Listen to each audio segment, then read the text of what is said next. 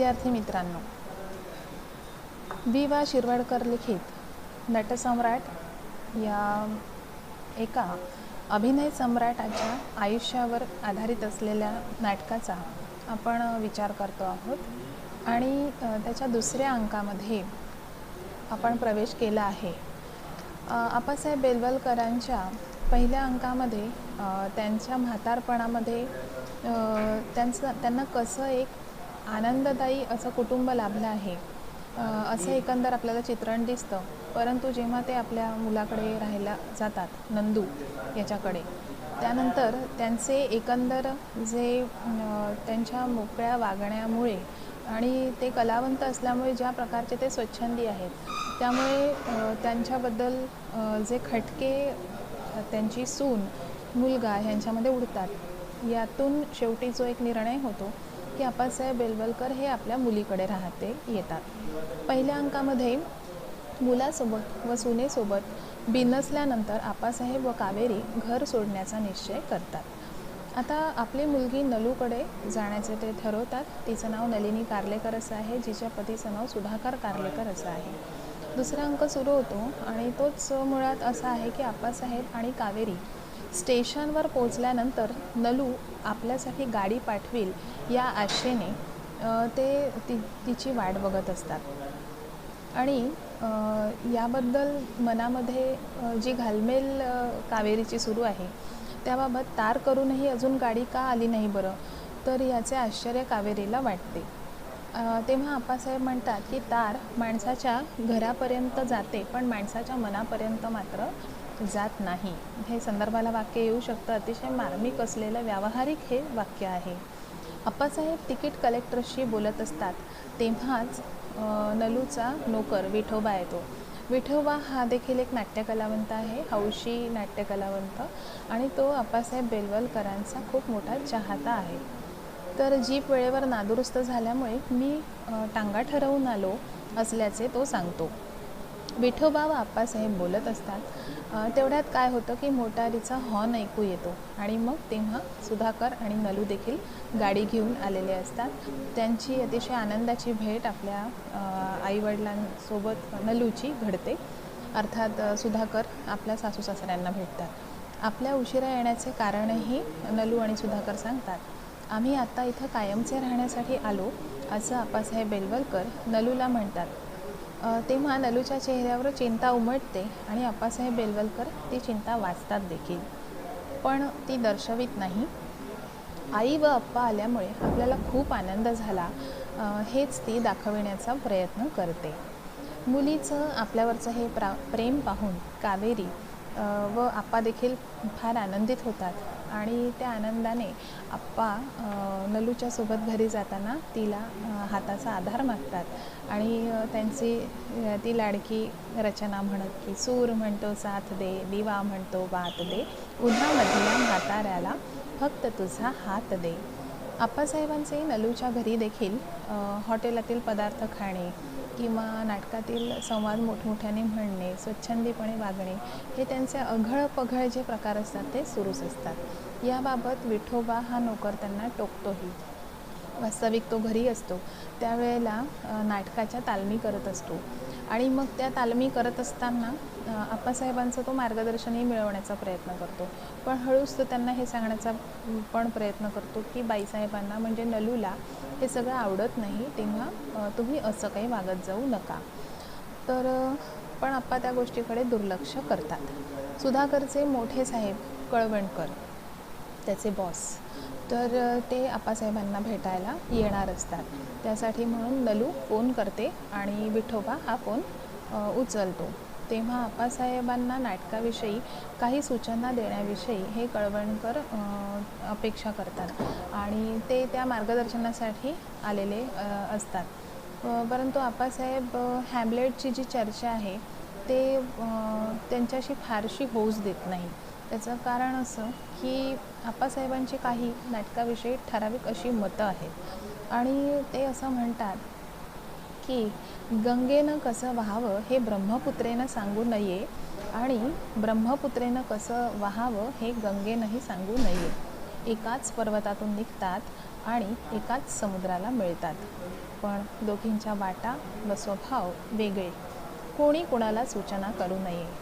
परंतु तरीही कळवणकरांच्या आग्रहाखातर नाटकातले संवाद खणखणीत असावे अशी मात्र ते सूचना देतातच. याचं कारण असं आहे की अप्पासाहेब बेलवलकर ज्या काळामध्ये एक नाटककार, एक नट म्हणून कार्यरत होते, त्यावेळेला एक विशिष्ट मोठ्या प्रकारे संवाद शैली असायची. आणि समजा रसिकांशी तुम्हाला संवाद साधायचा असेल तर तो खूप मोठ्या आवाजामध्ये साधायलाच पाहिजे, कारण त्या काळामध्ये माईक पण नव्हते. हे एक त्याचं मागचं कारण होतं. दुसरी गोष्ट, मागे बसणाऱ्या सगळ्या रसिकांना खडानखडा माहिती गेली पाहिजे असं एक त्यांचं मत होतं. कळवणकर म्हणतात, मला नाटक जुनाट पद्धतीचे मेलोड्रॅमॅटिक व्हायला नको आहे. म्हणजे ते एकीकडे सूचना घ्यायला आलेही आहेत आणि तरीही आप्पासाहेबांनी सूचना केलेली फारशी त्यांना आवडतही नाही. मग हे दोघंही पती पत्नी आपला आत्मगौरव जो आहे तो एकमेकांचा आप्पासाहेबांना सांगत राहतात. कळवणकर नाटकाविषयी बोलत असतानाच गणपतराव, बालगंधर्व, केशवराव यांच्याविषयी बोलतात. ही सगळी भाकड लिजेंड्स आहेत. म्हणजे मग बालगंधर्व आहेत किंवा केशवराव आहेत किंवा गणपतराव जोशी आहेत, हे सगळे भाकड लिजेंड्स आहे असं जेव्हा कळवणकर म्हणतात, तेव्हा खरं तर आप्पासाहेबांना हळूहळू राग येऊ लागतो, पण ते स्वतःला आवरून धरतात. शिकारीतल्या हाकाऱ्यासारखी आरडाओरड करण्याची परंपरा येथूनच सुरू झाली. एवढेच नव्हे तर गणपतराव नाटकात काम करीत असताना दारू पिऊन झिंगलेले असायचे असे देखील कळवणकर म्हणतात. आणि आप्पासाहेबांना आपल्या आवडत्या नटाविषयी त्यांनी हे काढलेले जे उद्गार आहे ते तर त्यांना गुरुस्थानी होते. जे गणपतराव जोशी ते आप्पांना गुरुस्थानी होते. आणि त्यांच्याविषयी जेव्हा हे कळवणकर असं म्हणतात आणि त्याच्याही पुढे ते असं म्हणतात की आपला संताप ते दाबून ठेवण्याचा प्रयत्न करीत आहे, तोच त्यावर कळवणकर आणखी एक वाक्य बोलत आहेत की गणपतरावांच्या व्यसनाबद्दल त्यांना क्षमा करायला हवी. आणि मग मात्र आप्पासाहेबांचा संताप जो आहे तो अनावर होतो. ते कसलाही विचार न करता त्यांना म्हणतात, माझी सहनशक्ती आता संपली आहे. तुम्ही या क्षणाला इथून चालते व्हा. कारण माझ्या आकाशाच्या प्रत्येक तुकड्यावर गणपतरावांच्या नावाचा शिक्का आहे. मुद्दा काय की माझ्या मनावर त्यांचं नाव कोरलं गेलं आहे असं आप्पांना म्हणायचं आहे की माझ्या आकाशाच्या प्रत्येक तुकड्यावर गणपतरावांच्या नावाचा शिक्का आहे. माझी सहनशक्ती संपली. त्यांच्याविषयी मी असे शब्द कदापिही सहन करणार नाही. म्हणून आपले घर नाही हे माहीत असूनही आप्पासाहेब कळवणकरांना घरातून चालते व्हा असं म्हणतात. आणि श्री कळवणकर आणि सौ कळवणकर आपल्या झालेल्या अपमानामुळे तिथून निघून जातात. नेमकी हीच ती वेळ असते की आप्पासाहेब बेलवलकर त्यांना हाकलून देत आहेत, म्हणजे ते रागाने निघून जा असं म्हणत आहेत. आणि त्याच वेळेला बाहेर गेलेली नलू आणि सुधाकर परत येतात. त्यांना आधीची पार्श्वभूमी कोणतीच माहिती नाही. आणि अशा वेळेला फक्त त्यांना एवढंच दिसतं आहे की आप्पासाहेबांनी ह्या आपल्या श्री आणि सौ कळवणकर यांना काढून टाकलं. तर आप्पा नलूला माझं चुकलं म्हणून क्षमाही मागतात. नलू त्यांना आत जाण्यास सांगते. म्हणजे तिला इतका राग आला आहे की ती आता वडिलांशी फारसं काही बोलू इच्छित नाही, कारण आपल्या पतीचे जे बॉस होते त्यांचा आपल्या घरामध्ये अशा प्रकारे येऊन अपमान झाला असं तिला वाटतं. मग नलू त्यांना आत जाण्यास सांगते. नलू देखील आता सुधाकराला म्हणते की मला पहिल्यांदा दादा वहिनींचं काहीतरी चुकलं असेल असं वाटलं, पण आता लक्षात येत आहे की ह्यांना सामावून घेणं किती कठीण आहे. ते ही माणसं खरंच जगणं असह्य करतात. हे आपले जे विचार आहे ती सुधाकरजवळ व्यक्त करते. आता या ठिकाणी नलूला एक प्रकारे आप्पासाहेब बेलवलकरांचा जो स्वभाव आहे तो कसा मला आधी माहिती नव्हता. आणि मला असं वाटलं होतं की ज्या पद्धतीने नंदू आणि शारदा यांनी एक प्रकारे त्यांची तक्रार केली, तर मला असं वाटलं की यांचं नव्हे त्यांचं चुकत असणार, परंतु ह्यांना सामावून घेणं कठीण आहे असं ही आप्पांच्या स्वभावाला स्वीकार न करता म्हणते आहे. या उलट आपल्याला असं दिसतं की सुधाकरच तिला म्हणतो तो जावई असूनही की वेगळ्या दुनियेत राहिलेली माणसं आहेत ही. त्यांना आपल्या जगाशी जमवून घेणे कठीण आहे, म्हणून त्यांना समजून घेण्याचा प्रयत्न आपण करायला हवा. एवढेच नव्हे तर पुढे हाच सुधाकर असं म्हणतो की म्हातारपण म्हणजे दुसरं बालपण हे देखील तो तिला समजावतो. म्हणजे आपल्याला असं दिसतं की मुलगा आणि मुलगी म्हणजे नंदू आणि नलू किंवा सून शारदा या तीनही पात्रांपेक्षा सुधाकर हा आप्पासाहेब बेलवलकरांना नट आणि आता हा म्हातारा झालेला जीव आहे, तर याला आहे तसं आपल्याला ॲक्सेप्ट करायला पाहिजे, आपल्याला स्वीकारायला पाहिजे आणि त्याला समजून घेऊन त्यांच्याशी वागायला पाहिजे, ही भूमिका ते ठेवतात. पण मग असं होतं की नलूला मात्र एवढं सगळं बोलूनही हे काही पटत नाही. या दुसऱ्या बालपणाला आई कुठून आणायची हा तिचा प्रश्न असतो. तो म्हणतो ना की म्हातारपण म्हणजे दुसरं बालपणच असतं.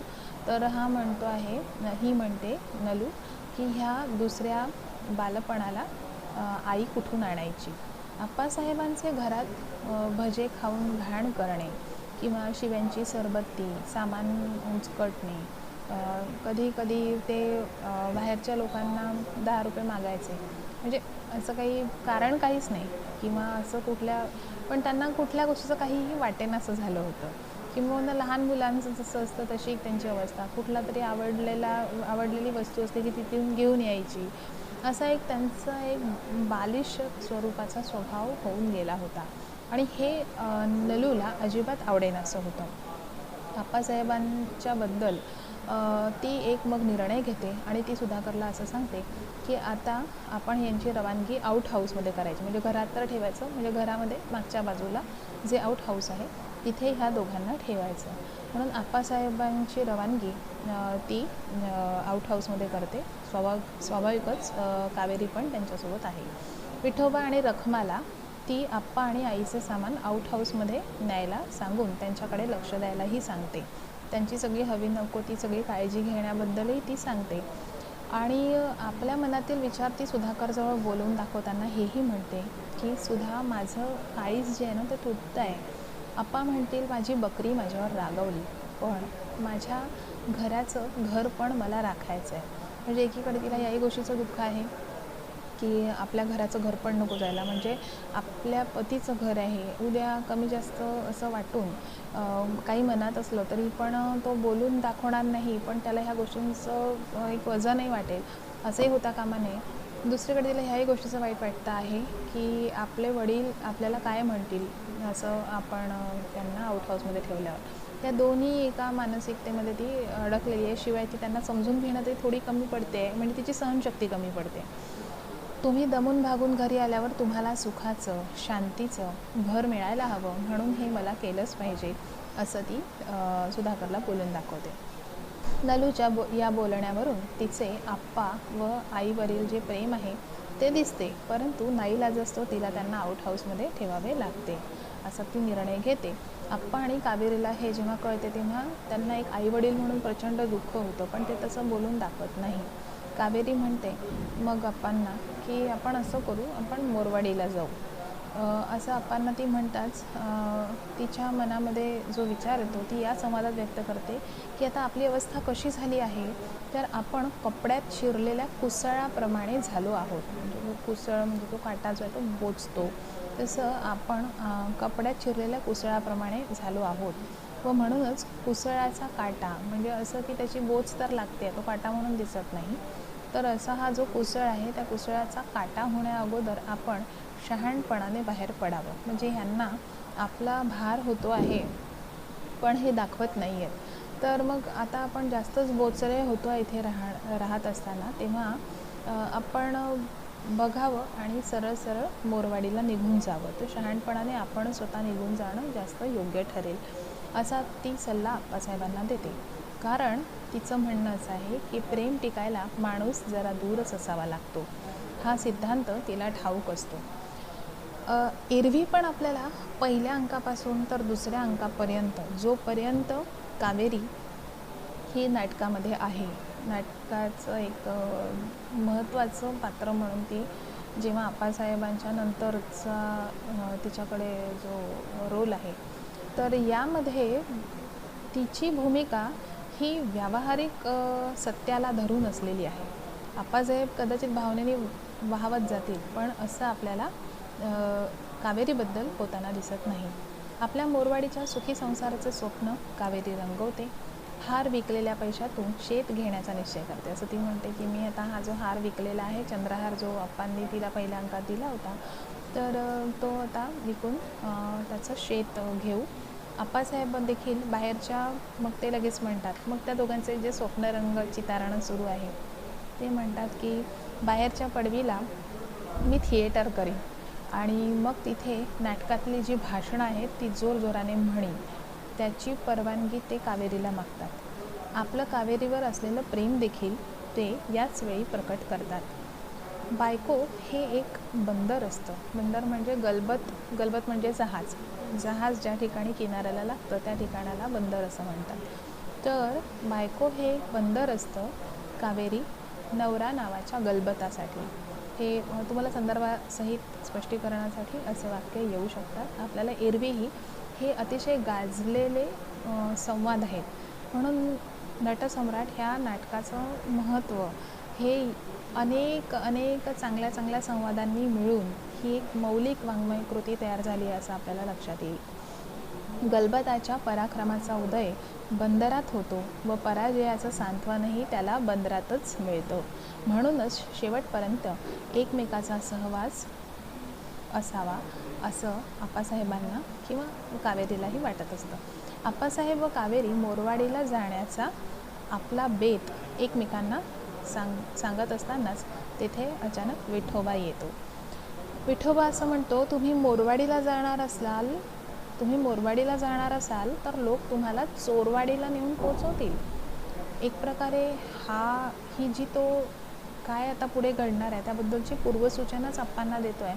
पण अप्पांना हे कळतच नाही की हा नेमकं कशाबद्दल बोलतो आहे. तर या नाटकाच्या तिसऱ्या प्रवेशामध्ये दुसऱ्या अंकाच्या तिसऱ्या प्रवेशात असं होताना दिसतं की असा सगळा सुखसंवाद ह्या दोघांचा चाललेला आहे आप्पा आणि कावेरीमध्ये. त्यावेळेतला हा विठोबा येतो, हे वाक्य बोलतो आणि त्याच्यानंतर अचानक नलूच्या नवऱ्याचा म्हणजे सुधाकरचा जो संपूर्ण पगार असतो तो चोरीला गेलेला असतो. म्हणूनच नलू काय करते की हरवलेल्या स्वेटरच्या सुयांचं निमित्त काढून कावेरीचे ट्रंक शोधायला येते. आता हे आप्पा आणि कावेरीला माहिती नाही आहे की सुधाकरचा पगार चोरीला गेलेला आहे. आणि मग ती काय करते की ह्यांच्या कुठे पेटीत तर नाही, चुकून हे इकडून तिकडून काहीतरी आणून स्वतःजवळ ठेवतात, तर होऊ शकतं पगार यांच्या ह्याच्यात तर नाही असं करत ती शोधायला थेट खरी गोष्ट न सांगून जाता सुईचं निमित्त घेऊन जाते की माझ्या सुया काही सापडत नाही आहे म्हणून. त्यामध्ये हार विकून आलेले, पण ती जेव्हा त्या ट्रंकेमध्ये शोधायला जाते कावेरीच्या, तेव्हा त्यात चंद्रहार विकून ठेवलेले पैसे असतात. त्यामुळे पगार यांनीच घेतला असावा. म्हणजे तिला हे कळत नाही की हे पैसे कशाचे. ती फक्त एवढाच विचार करते की हे जे पैसे आहेत हे आपल्या पतीच्या पगाराचे पैसे आहेत. त्यामुळे पगार यांनीच घेतला असावा असा तिचा जो संशय आहे तो पक्का होतो. आपल्या आईबापावरच ती पैसा चोरल्याचा आळ घेते आणि आप्पासाहेबांना जेव्हा ही गोष्ट नंतर समजते, निघून जाते, नंतर तिला त्या आप्पासाहेबांना नोकरांकरवी हे कळतं की नाही, सुधाकरचा जो पगार आहे तो साहेबांचा पगार हरवला आहे, म्हणजे तो चोरी झाला आहे, तो दिसत नाही आहे. आणि मग आप्पांना एकदम धक्का बसतो की ही जे काही शोधायला आली होती ते पगार जो होता तो चोरीला गेला म्हणून शोधायला आली होती. आप्पासाहेबांना ही गोष्ट समजते, तेव्हा नलूने आपल्या ट्रंकचा शोध का घेतला याचा उमग त्यांना होतो, म्हणजे त्यांना ती गोष्ट उमगते कळते. प्रत्यक्ष आपल्या मुलीने आपल्याला चोर ठरविले याचे त्यांना प्रचंड दुःख होते. ज्या आप्पासाहेबांनी लक्षावधीची मालमत्ता ही गुलाल बुक्क्यांप्रमाणे उधळून दिलेली असते, तो काय या सुधाकराचे वेतनाचे पैसे खरंच चोरी करणार का, असाही त्यांच्या मनामध्ये विचार येतो. तेच मुलीच्या घरात आता चोर ठरत आहेत. सगळी दुनियाच आता आपल्यासाठी पारखी झालेली आहे असेही कावेरीला वाटते. त्यांना तिथे क्षणभरही थांबावेसे वाटत नाही, पती पत्नी दोघंही, आप्पा आणि कावेरीला. परंतु असहाय्य असल्यामुळे ते कुठे जाऊ पण शकत नाही. गलित गात्र झालेले हे म्हातारे जीव असा विचार करता आता कसं जायचं. दुसऱ्या दिवशी सकाळी ते निघण्याचा निश्चय करतात आणि एकमेकांचा आधार मिळाला तर काळोखातून रस्ता काढण्याची उमेद अजूनही त्यांच्यात आहे असं ते आपल्या मनाने ठरवतात. कावेरी आप्पासाहेबांना खरं तर समजावण्याचा प्रयत्नही करते, परंतु तसं नलूने केलेल्या आरोपाच्या वेदना त्यांच्या हृदयाला इतक्या डंख मारत असतात की ते आता ह्या गोष्टी समजून घेण्याच्या पलीकडे असतात. या देहाचं लक्तर त्यात गुंडाळल्या जाण्याच्या जाणीवेच्या यातनेसह मृत्यूच्या काळ्याशार डोहामध्ये फेकून द्यावं, म्हणजे जगावं की मरावं हा एकच प्रश्न आहे. To be or not to be, that is the question. हे जे सगळ्यात गाजलेलं स्वगत आहे अप्पासाहेब बेलवलकरांचं, जे नटसम्राटमधलं खूप खूप लोकप्रिय असलेलं स्वगत, तर त्यांच्या मुलीने त्यांच्यावर घेतलेल्या चोरीच्या आळामुळे एकदम ह्या नटाकडून, ह्या कलावंताकडून आत्माविष्कारासाठी आलेलं हे एकदम उधळून दिलेलं वाक्य आहे की to be or not to be, that is the question. जगावं की मरावं हा एकच प्रश्न आहे. मुळात हे शेक्सपियरच्या ह्या नाटकातलं जे रूपांतरित आहे, परंतु इथे आपल्याला कुसुमाग्रजांची एक प्रकारची एक मुक्त काव्यशैली या स्वगतातून दिसते की या देहाचं लक्तर त्यात गुंडाळल्या जाणीवेच्या यातनेसह मृत्यूच्या काळ्याशार डोहामध्ये फेकून द्यावं व एकाच प्रहाराने सर्वांचा शेवट करावा असे त्यांना वाटते. हे विधात्याला कळवळून म्हणतात, विधात्या, तू इतका कठोर का झालास? एका बाजूला आम्ही ज्यांना जन्म दिला ते आम्हाला विसरतात आणि दुसऱ्या बाजूला तू ज्यांना आम्हाला जन्म दिला तूही आम्हाला विसरतोस. आप्पासाहेबांना मुलीने केलेला जो अपमान आहे तो काही केल्या सहन होत नाही आहे, तो त्यांना पचवताच येत नाही. अशा वेळी सुधाकराचं हरवलेलं पाकीट कपाटातच सापडतं. तेव्हा नलू त्यांच्याकडे येते, आप्पांकडे, आणि नलू आप्पांच्या पायावर डोकं ठेवून क्षमा मागते. तुमच्या लाडक्या कोकराला क्षमा करा असंही ती आप्पांना म्हणते. तेव्हा आप्पासाहेबांचा संताप जो आहे तो उफाळून येतो आणि ते म्हणतात, खबरदार चांडाळणी, त्या शब्दांचा उच्चार करशील तर. म्हणजे मी ज्या लाडाने तुला कोकरू, माझी बकरी असं म्हणायचो, आता ते असं काही म्हणायचं नाही आहे, कारण ह्या सगळ्या माझ्या भावनांचा तो चुराडा करून टाकला असं त्यांना म्हणायचं की खबरदार चांडाळणी, त्या शब्दांचा उच्चार करशील तर. मला गोजीरवाण्या कोकरासारखी एक मुलगी होती, म्हणजे बघा त्यांच्यासाठी मनामध्ये आपली मुलं मेले अशासारखी एक मानसिक अवस्था निर्माण झालेली आहे की मला गोजीरवाण्या कोकरासारखी एक मुलगी, सशासारखा एक मुलगा होता, पण खरं म्हणजे ते माझे कोणीच नव्हते, कोणीही कोणाचं नसतं. अंतराळात भटकणारा एखादा आत्मा आमच्या वासनेच्या जिन्यानं पृथ्वीवरच्या मातीत उतरतो आणि आम्हाला वाटतं आम्ही बाप झालो, आई झालो, पण सगळं खोटं असतं. आपण फक्त जिने असतो, जिने. असं आप्पासाहेबांचं पुनश्च हे वाक्य जे आहे ते स्वगतातलं आहे, परंतु हे व्यावहारिक जगतामध्ये मनाला पोचलेल्या ठेस जी लागली आहे त्या ठेसेतून निर्माण झालेलं आहे. ज्या दुःखातून त्यांचे हे वाक्य जे आहे ते दुःख त्यांच्या शब्दातून बाहेर पडतं. शेवटी कावेरी आप्पांना सांभाळण्याचा प्रयत्न करते, परंतु आप्पासाहेब रागाने बेभान झालेले असतात. कावेरीला आता ते अगदी सांभाळलं जात नाही आणि एकीकडे कावेरीची प्रकृती खराब आहेच, त्याचवेळी तिच्या छातीत कळ येते आणि ती जमिनीवर कोसळते. इथे कावेरीचा अंक दुसऱ्याच्या तिसऱ्या प्रवेशामध्ये या सगळ्या घटना प्रसंगांच्या निमित्ताने मृत्यू होतो. आता तर आप्पासाहेबांचा जगण्याचा एकुलता एक आधार असलेली त्यांची सरकार, त्यांची कावेरी, तीच नाहीशी होते, तीच तिथे संपते, तिचा अंत होतो. या ठिकाणी नाटकाचा दुसरा अंक संपलेला आहे. आता आप्पासाहेबांचे पुढे काय होणार, त्यांच्या आयुष्याला कसं एक वेगळ्या स्वरूपाचं वळण लाभतं आणि हा जो एक मुक्त असलेला कलावंत जो आपल्या मुलांकडून एका चांगल्या वागण्याची अपेक्षा करणारा आहे, परंतु त्याला एक साधं प्रेम जे आहे ते मिळत नाही, त्याच्या अगळपगळ आणि स्वच्छंदी त्याच्या स्वभावाला कोणीही कसं स्वीकारून घेत नाही, या सगळ्या पार्श्वभूमीवर आप्पासाहेब बेलवलकरांचं पुढचं आयुष्य अधिक वेगळ्या वळणावर निघून जातं. ते आपण तिसऱ्या अंकामध्ये बघणार आहोत. या अंकामध्ये आपल्या नटसम्राट या नाटकातील अप्पासाहेब बेलवलकरांनंतर अतिशय महत्त्वाचं असलेलं कावेरी हे म्हणजेच ते जे संबोधन तिला करतात सरकार, हे जे पात्र आहे ते इथे संपतं. या सगळ्या घटनाप्रसंगातून आपल्या मुलाकडून पहिल्या अंकामध्ये त्यांना दुःख प्राप्त होतं आणि दुसऱ्या अंकामध्ये आपल्या मुलीकडे गेल्यानंतर तिथेसुद्धा यांना चांगली वागणूक मिळत नाही. यानंतर आपण तिसरा अंक जो आहे तो पुढच्या एका व्हिडिओतून जाणून घेऊया.